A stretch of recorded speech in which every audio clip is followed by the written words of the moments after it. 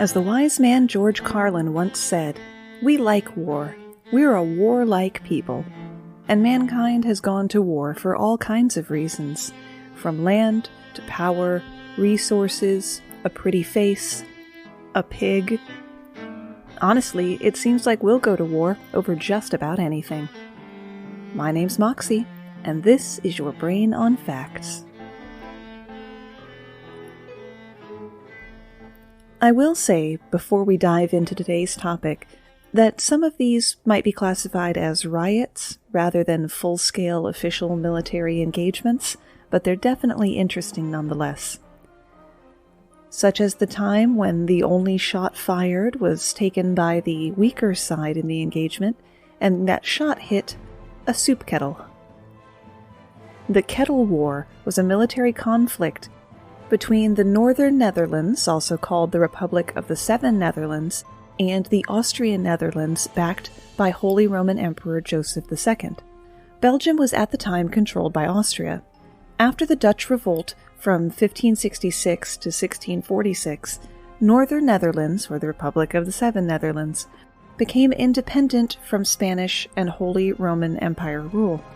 In 1585, the Northern Netherlands was closed off by a 350-kilometer-long Scheldt River that flows from northwestern Netherlands, western Belgium, and northern France. The intention was to cut off the Belgian trading harbors of Ghent and Antwerp.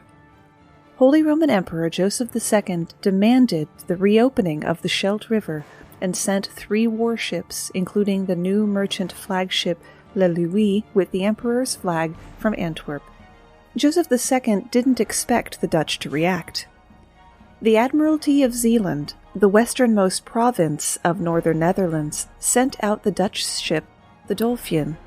The Dolphin fired only 1 shot that hit no people, but supposedly knocked over a soup kettle on the deck of Le Louis. Le Louis surrendered. Joseph II declared war on October 30th, 1784, but nothing significant came of it. In 1785, a treaty was signed between the two nations, and the Scheldt River remained closed. On April 15, 1856, a steamboat arrived at a small 4.5-square-mile island off the coast of Panama. One of the ship's passengers, likely drunk, got into a dispute with a local vendor. Before the issue was resolved, 17 people were dead and 29 wounded. What were they fighting over? A slice of watermelon, valued at 5 cents. In 1846, the United States had entered into a treaty with a country then known as New Granada, which is mostly comprised of what is now Panama and Colombia. Under the agreement, the United States established a military presence in modern-day Panama, one which engendered mistrust toward U.S. soldiers among many Panamanians. So when a steamship full of Americans landed on Tobago Island, just outside of Panama City, which at the time did not have a wharf at which ships could dock, tensions were already running extremely high. On that April day in 1856, the John L. Stevens arrived on Tobago Island to pick up roughly 1,000 passengers. The ferries to and from mainland Panama only ran during high tide, but the tide was out, so it was delayed a few hours. The passengers waiting in Panama City had been drinking and weren't well liked by the locals in the first place.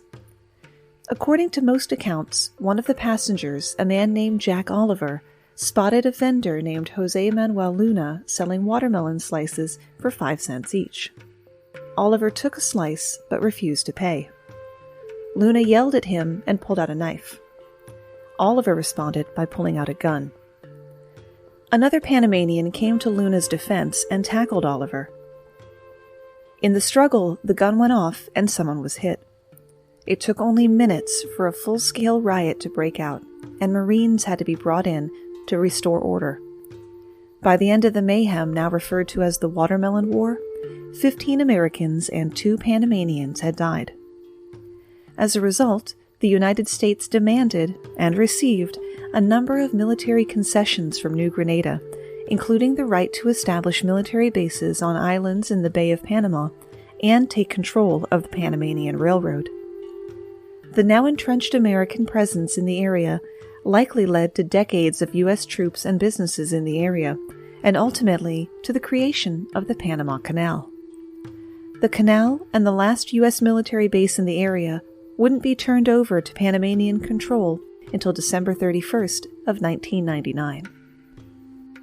In a way, all war is stupid, but high in the running for most stupid is the Battle of Sapolino, also known as the War of the Oaken Bucket, fought in 1325 between the rival city-states of Bologna and Modena in Italy. It started when a group of Modenese soldiers snuck into Bologna and stole an oak bucket from a well in the center of the city. While the bucket itself had no special importance, the affront hurt Bologna's pride, and the humiliated Bolognese demanded the bucket be returned. The Modenese refused, and war was declared upon them. Bologna mustered a huge army of 30,000 foot soldiers and 2,000 cavaliers, and marched toward the battlefield located near what is now the commune of Zappolina. Facing them was an army of only 5,000 Modenese soldiers and 2,000 cavaliers, awkwardly scattered across the plains while their enemies held the high ground in the surrounding hills. Some 2,000 men would lose their lives in the fracas. Despite being surrounded and outnumbered 5-1, though, Modena's army fought bravely, and in just a few hours the battle was over, with the Bolognese retreating and the Modenese chasing after them. The Modenese army not only chased the humiliated Bolognese all the way back home, they actually managed to break through the city gates and destroyed several castles and a sluice lock on the Reno River, thus depriving the city of water.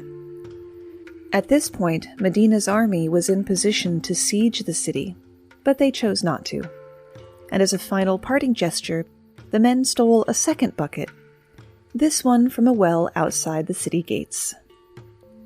Following the war, the two parties agreed to peace, and Modena returned some properties it had captured from Bologna as a gesture of goodwill.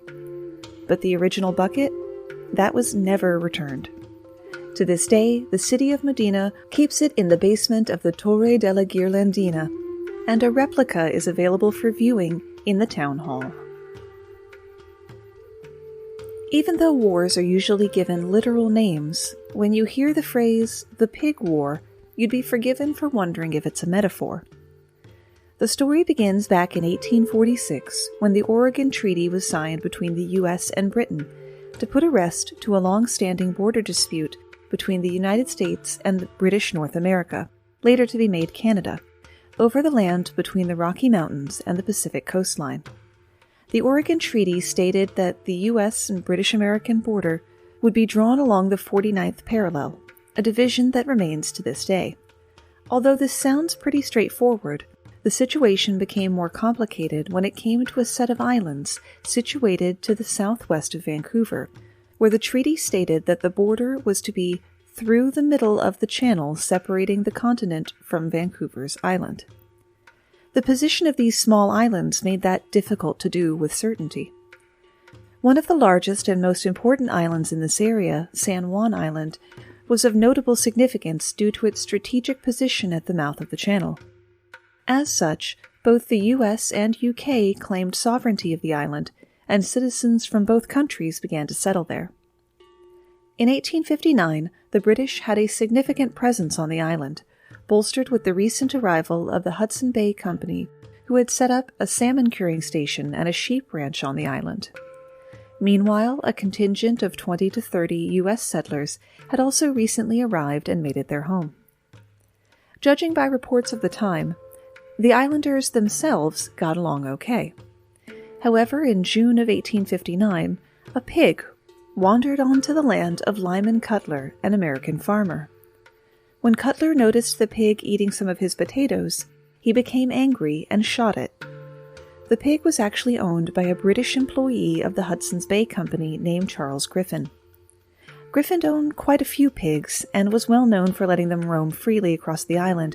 This was probably not the first time one of them had trotted across Cutler's land. When Griffin found out about the death of his pig, he went to confront Cutler.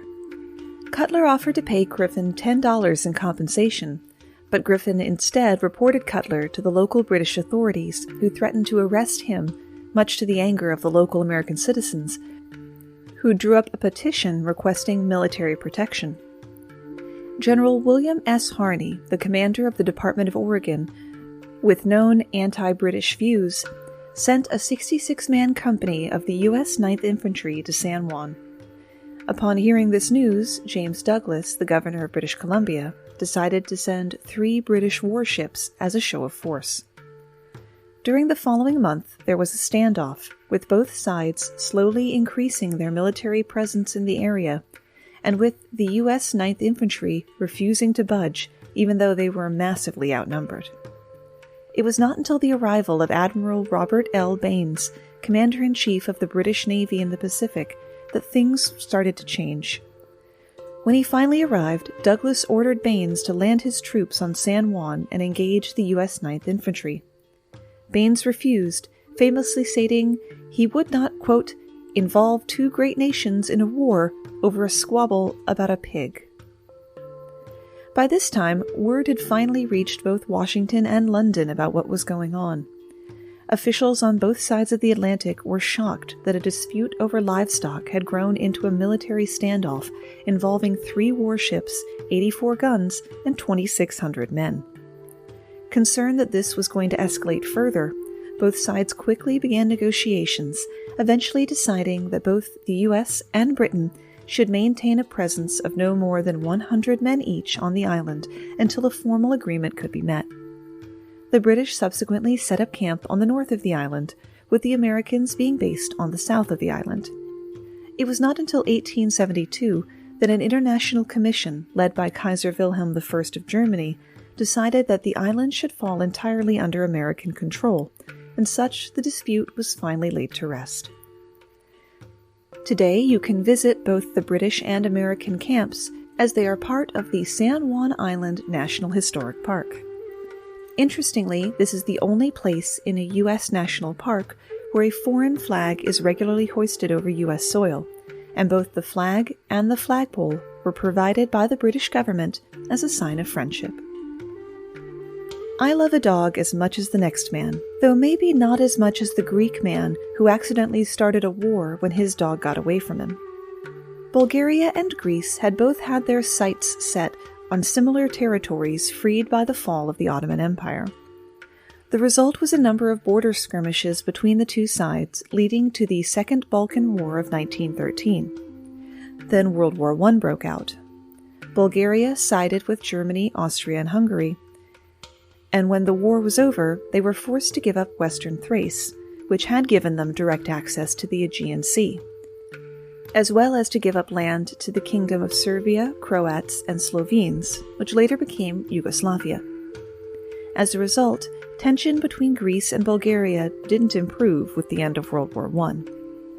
The more hot-headed on the Bulgarian side did not recognize the terms of the treaty that rewarded Greece for siding with the winning team, nor did they acknowledge that their conflict had to end. Raids were launched into Greece and Yugoslavia, the most devastating of which was made by the Internal Macedonian Revolutionary Organization. Petrich, a town in southwestern Bulgaria bordering Greece, was run by the IMRO as a virtually independent state. In 1923, the Bulgarian Prime Minister tried to mitigate tensions with Greece and improve relations with the rest of the continent. For this outrage, he was ousted by a coup, then captured by the IMRO and killed. Now for the dog. There was a Greek soldier stationed at the Greco-Bulgarian border on the Khmer Kapu Pass who had a dog. On the 18th of October 1925, for reasons that have been lost to time, that dog began running toward the Bulgarian side.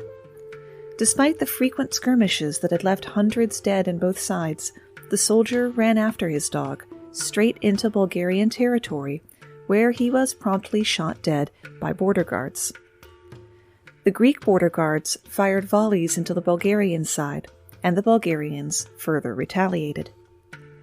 During a lull, a Greek captain and his aide grabbed a white sheet and ran out into no man's land to appeal for calm. The opportunity was too good to resist. The Bulgarians fired, killing the captain and wounding the aide, who was able to make it back to the Greek side. As for the dog, its fate remains unknown. The official version that made it to Greek newspapers at the time omitted the dog entirely. According to the press, some Bulgarian border guards stormed the Greek outpost at Belisica for no reason, and it was during this raid that the Greek captain and one guard were killed. Bulgaria and Greece were now on the brink of war. Bulgaria expressed regret for the incident and said it was all a terrible misunderstanding. They proposed a Greco-Bulgarian commission to investigate the matter. It could have ended there were it not for Lieutenant General Theodoros Pangalos. Pangalos had deposed King Constantine I of Greece, established the Second Hellenic Republic, and led the coup which installed him as the country's prime minister and later its president. In that latter position, he suspended freedom of the press, devalued Greek currency by cutting paper notes in half, and even dictated how long women's skirts should be, no higher than 1 foot or 30 centimeters off the ground, or else. Pangalos gave the Bulgarians an ultimatum: punish those responsible, make an official apology, and pay 2 million French francs in compensation to the victims' families within the next 48 hours. Bulgaria refused, so Pangalos ordered his troops into Bulgaria, where they occupied the town of Petrich and nearby villages. The Bulgarians fought back, but the Greeks maintained their grip over the town and the region. Desperate, Bulgaria appealed to the League of Nations, the precursor of the United Nations. The League ordered a ceasefire, demanded that Greece withdraws immediately, and that they compensate Bulgaria for their invasion. Greece accused the League of hypocrisy, citing the Corfu incident of 1923, wherein Italy attacked the Greek island of Corfu and the League sided with the attackers. Pangalos argued that the League had 2 sets of rules, one for powerful nations like Italy and another for weaker ones like Greece. Nevertheless, he had no choice. The League sent in military attachés from France, Italy, and Britain to oversee the Greek withdrawal. Around 50 Bulgarians had died during the brief occupation, so Greece was ordered to pay £45,000 in compensation. As for Pangalos, Greece had been humiliated under his rule, so the military staged another coup and replaced him with the president he had originally deposed. So keep your dogs on a tight leash, or you might get killed, start a war, and bring about multiple military coups. I think that's the main takeaway from this. A fair chunk of the history of the British Empire rests on one man, or on a chunk of that man. Robert Jenkins was a British Navy captain whose ship was boarded by Spaniards in 1731, and they, for reasons best known only to them, felt it appropriate to slice off one of the captain's ears. Relations between Britain and Spain hadn't been great at the time, though war had been more or less avoided by the efforts of British Prime Minister Sir Thomas Walpole. By 1739, Britain apparently got tired of not shooting the Spanish, and so, to provide a reason to go to war, a parliamentary hearing, no pun intended, was called over Jenkins' ear removal 8 years earlier, and he got to parade his shriveled, severed ear around the Parliament building. Everyone declared this a huge insult to the nation, and thus war must begin forthwith. The war continued a bit half-heartedly over the next few years, with the two nations slapping at one another in the Caribbean and off the South American coast. However, because Europe was a mesh of alliances and political intrigue, the War of Jenkins Ear erupted into the War of Austrian Succession, which became one of those continent-encompassing affairs that Europe loves to do every now and again. The War of Austrian Succession was an 8-year conglomeration of related wars, 2 of which kicked off after the death of Charles VI, Holy Roman Emperor and head of the Austrian branch of the House of Habsburg in 1740. You might remember hearing about another Habsburg, Charles II, who was so inbred he could have been a sandwich, in our episode, It's Good to Be the King. An estimated 500,000 people died in that war. That war then formed a major cause of the 7 Years' War, the first truly global conflict, in which another 1.25 million people died, and Britain eventually emerged as the dominant world power. So the short version, Man loses ear, Britain colonizes half the globe. Through it all, though, the Spanish claimed a diplomatic victory, again, for reasons only they know. For reasons that are a little more clear, how about some increasingly good reasons to support our Patreon page? You're thinking, okay, she's just going to plug the page, I'll jump 30. But wait, there's more. I don't want you to join the Patreon right now. In 2 weeks' time, I'm going to be launching a special offer with brand new perks and increased incentives for people who either support the show for the first time on Patreon or existing patrons who increase the amount of their donation. Be sure to follow us on our social media, Facebook or Instagram.com/YourBrainOnFacts or Twitter.com/BrainOnFactsPod over the next few weeks to get all the details. You can check out the current Patreon levels at patreon.com/YourBrainOnFacts. There are a lot of strange reasons on today's list, but the so-called Pastry War between France and Mexico takes the cake, as it were. In the years following Mexico's 1821 independence from Spain, fighting in the streets between government forces and rebels plagued the country. Rioting, looting, and property damage were common, including the ransacking of a bakery near Mexico City, which was owned by French-born pastry chef Remontel. Frustrated when the Mexican government refused to compensate him for the damage, which had been caused by Mexican officers looting, Remontel took his case to his native country and French King Louis-Philippe. The French government was already angered over unpaid Mexican debts, which had been incurred during the Texas Revolution of 1836, and it demanded compensation of 600,000 pesos, which included an astronomical 60,000 pesos for Remontel's shop, more than 60 times what the shop was worth. When the Mexican Congress rejected the ultimatum, the French Navy in the spring of 1838 began a blockade of key seaports along the Gulf of Mexico from the Yucatan Peninsula to the Rio Grande. The United States, which had a contentious relationship with Mexico, sent a schooner to assist the blockade. The stalemate dragged on nearly until winter, when French warships bombarded the island fortress of San Juan de Ulua that guarded the preeminent port city of Veracruz. Mexico declared war on France, and its president ordered the conscription of all men who could bear arms. Within days, French Marines raided the city and captured nearly the entire Mexican Navy.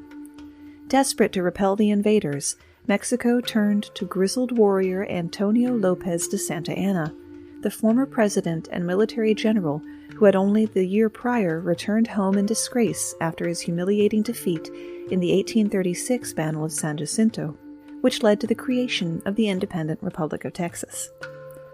Rustled from his forced retirement, the general who had proved so ruthless at the Battle of the Alamo left his Veracruz hacienda and organized a makeshift army that drove the French forces from the city back to their ships.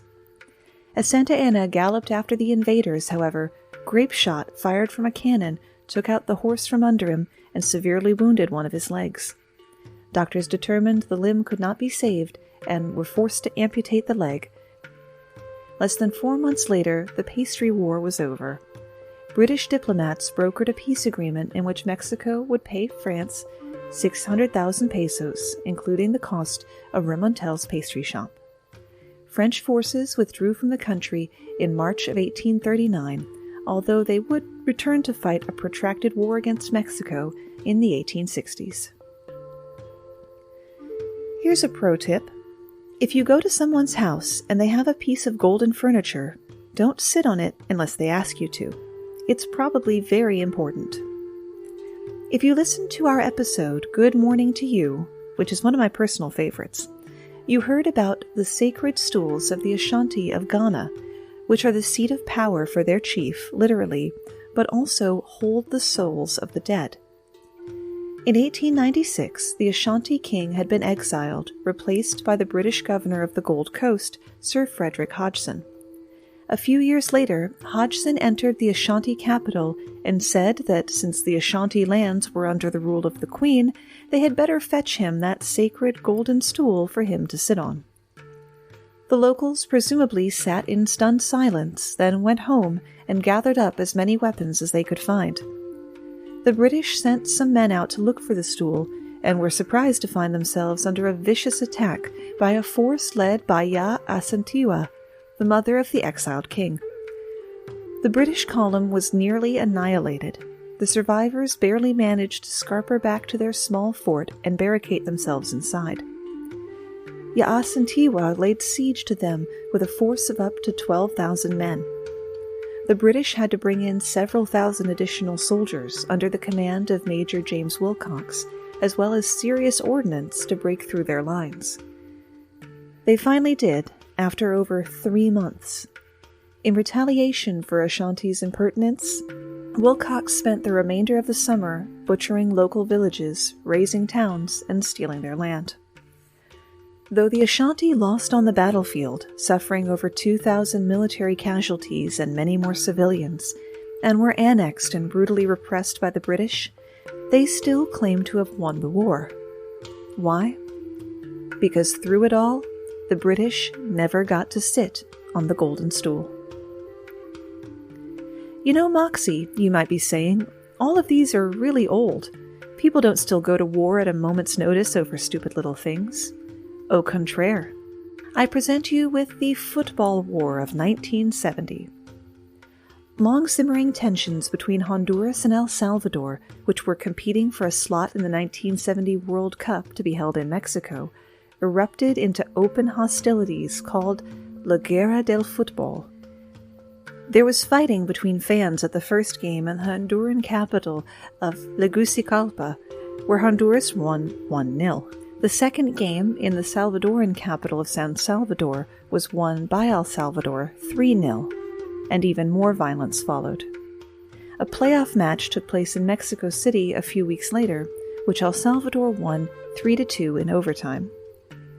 That same day, El Salvador dissolved all diplomatic ties with Honduras, stating that the government of Honduras had not taken any effective measures to punish these crimes, nor had it given assurances of indemnification or reparations for the damages to Salvadorans. The Salvadoran Air Force then attacked targets inside Honduras, which caught the better-equipped Honduran Air Force off guard, and the larger Salvadoran army then invaded Honduras. The Organization of American States called for a ceasefire. After 4 days of fighting, the 100 Hours War had ended in over 2,000 casualties on each side, with some 300,000 Salvadorans displaced. And that's where we run out of ideas, at least for today. I will leave you with not the strangest cause of war, but a surprising cause for a truce. It's one of those stories where if you saw it in a movie, you'd complain that it was unrealistic. In the winter of 1916-17, half-starved Russian wolves converged on both the German and Russian lines in the northern part of the front. As desperation pushed them beyond their fear of humans, the wolves began attacking soldiers not just one at a time, but even soldiers in groups. The soldiers tried poisoning them, shooting them with rifles and machine guns, even lobbing grenades at them. The situation was so severe that the Russian and German soldiers convinced their commanders to allow temporary truce negotiations to enable them to deal with the animals more efficiently. Finally, a coordinated effort was made, and gradually the wolf packs were rounded up, leaving the area, once again, safe for humans to kill one another. Thanks for spending part of your day with me.